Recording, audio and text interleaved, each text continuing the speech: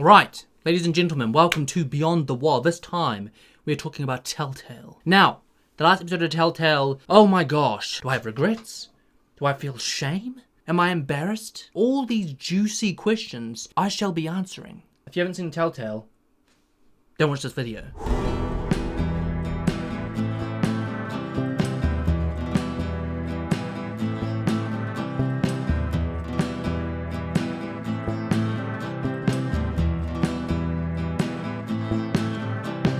Do you regret shooting my man Kenny? I cannot stress this enough.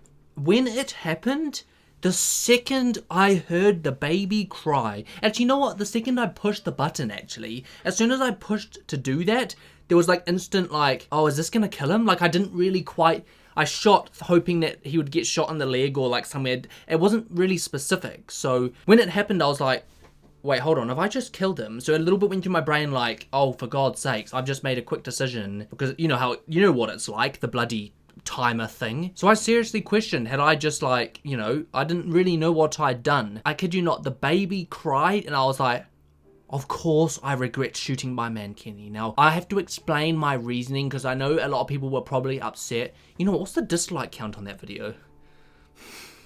It's a members only one at the moment, so maybe most people won't have disliked, but I guarantee you once it goes up, it'll like rack in the dislikes. That video currently has an 88.9% dislike.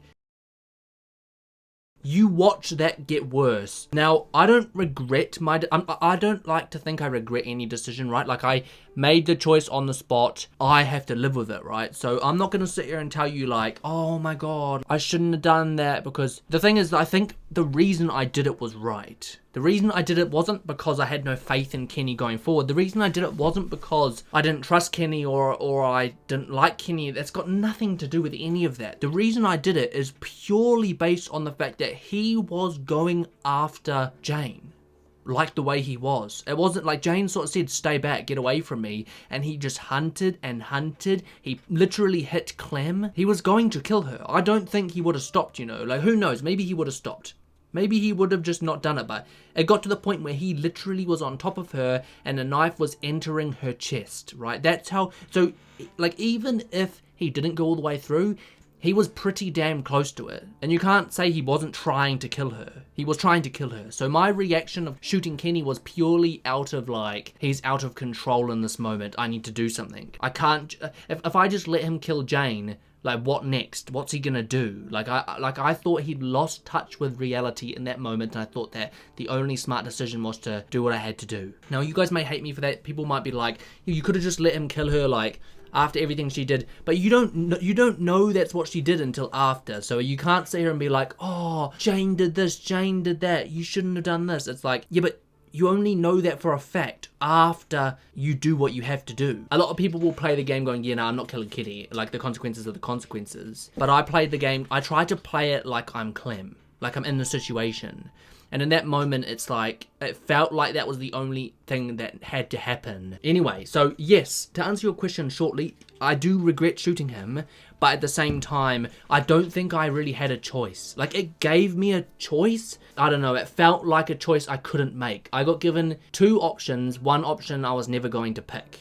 I wasn't just going to let him kill someone. Someone, especially like Jane, who she was a part of the family now, and I know a lot of people say, yeah, but Kenny was around for this much longer. It's one of those situations where, like, I don't think you can make a decision just purely based on how long you've known someone. Anyway, I hope that has answered that question. Yeah, there is regret, but I'm gonna live with my decision. In the moment, you guys would have seen my brain went, oh, but what if she's trying to manipulate the situation? But I dismissed it because I was like, oh, well, innocent until proven guilty. Almost immediately in my mind, I'm like, no way. Like, if you go and watch it again, you will see me battling with myself going, oh, what if? Oh, nah. Like, and I start doubting the fact that something could be so true. But it was bloody well true after all. The second comment. If Jane actually did sacrifice the baby, would you have let Kenny kill her? So if, like, say in the moment, you know that she sacrificed the baby, right? So what are you asking me? Are you saying to me, if the baby had died, would I let Kenny kill her? No. Because I don't think she would have killed the baby just maliciously. If the baby did die,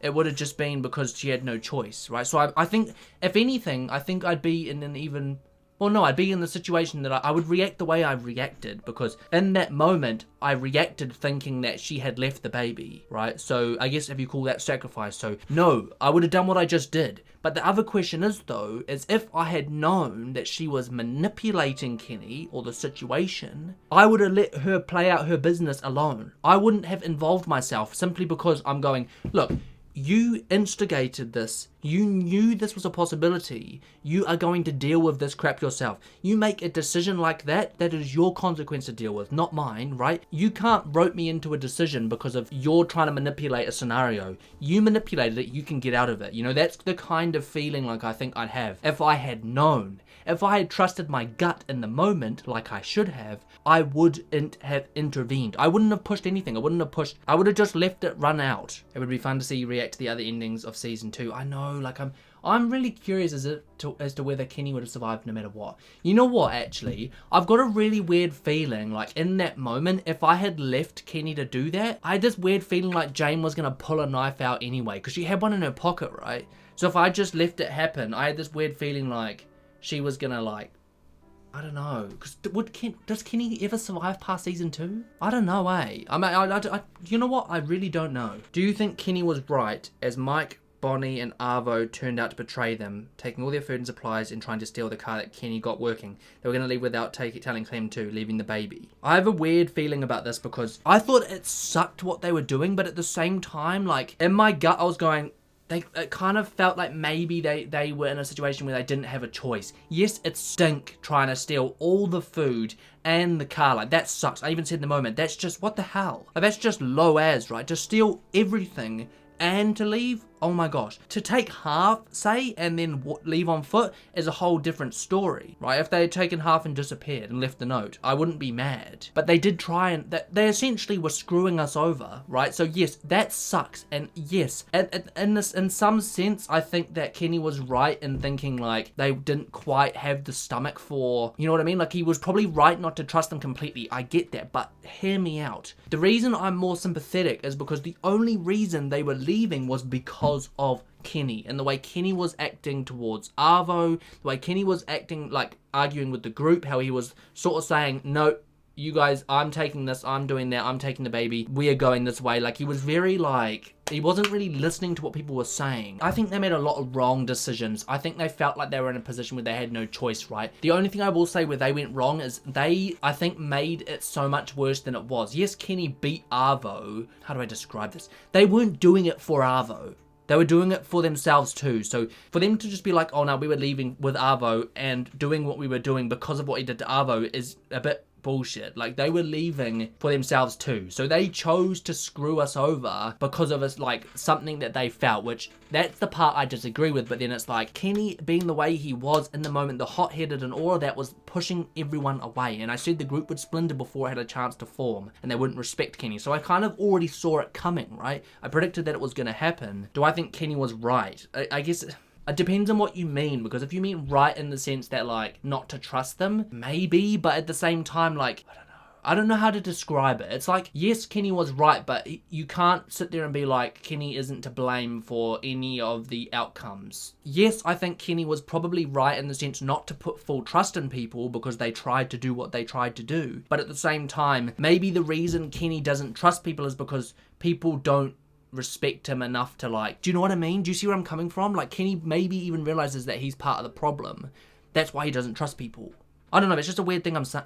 I don't know if anything I just said makes sense. I hope it did. If the choice was between Kenny and Luke instead of Kenny and Jane, who do you think you would have chosen and why? It's one of those things where it depends. If it was obvious that Luke was antagonizing him, if you're telling me that it's exactly the same scenario where Kenny starts beating up Luke and Luke's trying to defuse it, Kenny's not listening, so Kenny's basically being hunted, right? Attacked. It's the same issue. If anything, I prefer Luke over Jane. It's not really because it was Jane. It's because of the way Kenny was acting. You know, it's because of the way that Kenny pushed Clem to the floor, right? He'd hit Clem previously. You know, like, there's an array of different things that It was Kenny. Kenny was the reason I did it, not Jane. That's why, I mean, I left Jane for a reason, right? It wasn't hard for me to make a decision to say goodbye to her. It's Kenny that he's the reason I made that choice. If you were a game developer / writer for The Walking Dead, what would you have done differently with season 2?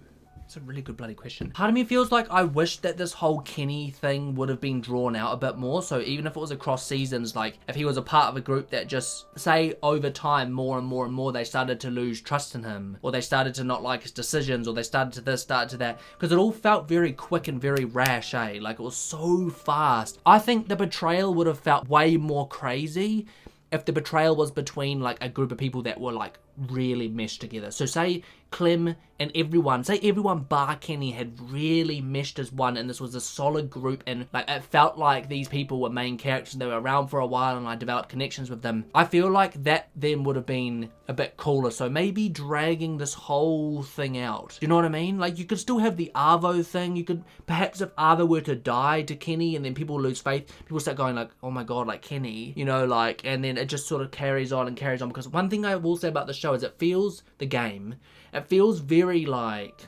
streamlined. Like everything happens really quickly. It never really feels like there's a solid group. You know, with The Walking Dead, people come and go, and it feels like villains are around for certain amounts of time, and groups are whole for certain amounts of time, and places we are that's for certain amounts of time. It hasn't really felt like in the whole 2 seasons we've really had that. You know, like the people from the start all died very quickly. Clem was by herself at the start of season 2. Do you know what I mean? Whole new groups of people bar Kenny. But then it's the same again. So we get to the end of season 2 and she's by herself all over again. I think for me, the only thing I'd criticize is that it's very quick. Like I think you could have made a lot more content out of it. I don't know. Do you know what I mean? Because weirdly enough, it doesn't feel like I've been attached to any characters bar Kenny, Lee, Clem. Like most characters sort of come and go way too quickly. I don't think I'll cry at this game, and I haven't. Did I cry when Lee died? Maybe he's the one I got close to. But most of the time it feels like very quick. So that's probably one thing I would change if I was, I don't know if you guys kind of agree with that, but it feels very like, not want to say rushed, but the other thing I will say is like, why didn't they all just go back to the ski lodge? That I never understood. Why not just go? Did they get driven far away or something? Also, Carver being around for longer. I think Carver died very, very, very quickly. I think it would have been cool if he was kept. Like, say, here's an example, right? Say Carver was a villain, we escape him, we go on this whole expedition, things go wrong with Arvo, we run out of food, there's a baby, we then have to go back to the compound where Carver is. Imagine that kind of arc. We were trapped there once and we have to go back because that's the only place we know that's like, we're not gonna die in. That would have been a cool plot. But anyway, there's lots of different things I think I might change. How do you feel that both games end with Clem being alone? I kind of wish there was this constant group we stay with like the show. I'd never read your question and I've just preached that exact same thing. Yes. See, we're on the same wavelength. I think that there needs to be some kind of continuity because you don't feel as attached to it. Like, the only person I still feel massively attached to is Clem. She's the only one that's left around. I know it's supposed to be about Clementine, but it would feel nice if there was some continuity. Yeah, the plot didn't jump around a lot.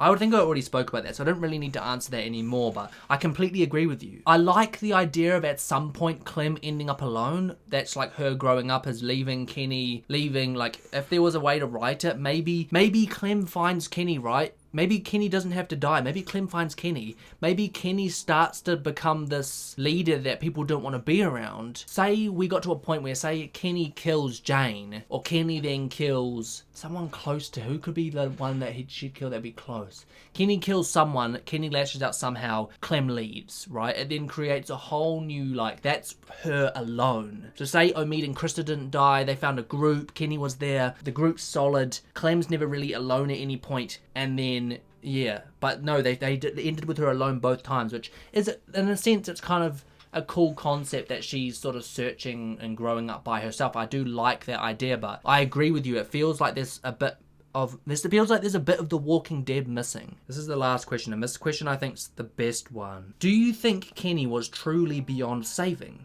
Or did Jane, Mike, and Bonnie, two of which ended up abandoning Clementine and not caring about her, influence your judgment to the point where you got manipulated by them and saw Kenny through their eyes instead of your own? That comment is actually crazy good. Do I think that I was seeing Kenny through the eyes of the people that didn't get along with him? The funny thing is the one praise I've got for this game, right? Starting this season, I was with a different group, right? I ended up with a new group set of people that I started becoming connected to, specifically Luke, people that I was becoming attached to, right? People that I felt like were becoming my family. When Kenny returned, I had this instantaneous urge of like, oh yep, okay, yep, no, I'm with Kenny. I'm sticking with Kenny. And every time I made a decision, I actually felt bad because I was like, but this feels like my family now, and it feels like I'm cold shouldering them because Kenny's not getting along with them. In a sense, I started like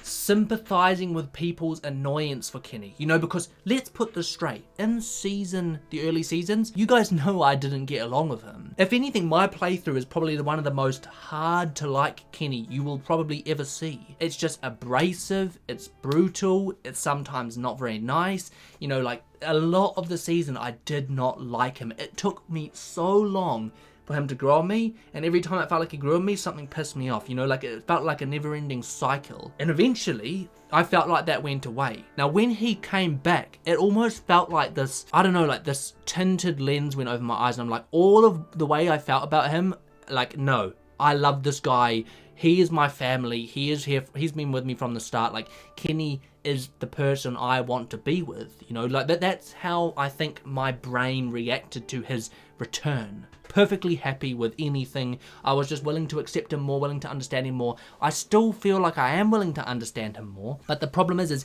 every single time he started acting up, all I kept saying was, oh no, but he's this and he's that, and I was trying very hard to justify everything, right? And I don't think there's anything wrong with that, but you have to understand that in conjunction with doing that is me thinking about it from their perspective. It's me thinking about it from, oh, how would I have felt back when, before I knew Kenny? These people don't know Kenny. I kept thinking to myself, how would I have felt? So I was indeed putting myself in their shoes for a lot of the situations, which 100% I believe sort of changed my perspective of him. Gradually it started changing because I was like, these people can't be feeling this for no reason, and this and this and this. And yes, to answer your questions blatantly, I do believe to an extent, I was looking at it through other people's eyes instead of my own, right? I have regret for doing what I did. I feel like in my brain, I'm like, I just wish someone could be around forever like Kenny. I think I put too much faith in people that were going to abandon me. You know, I'm saying me, but I mean Clementine.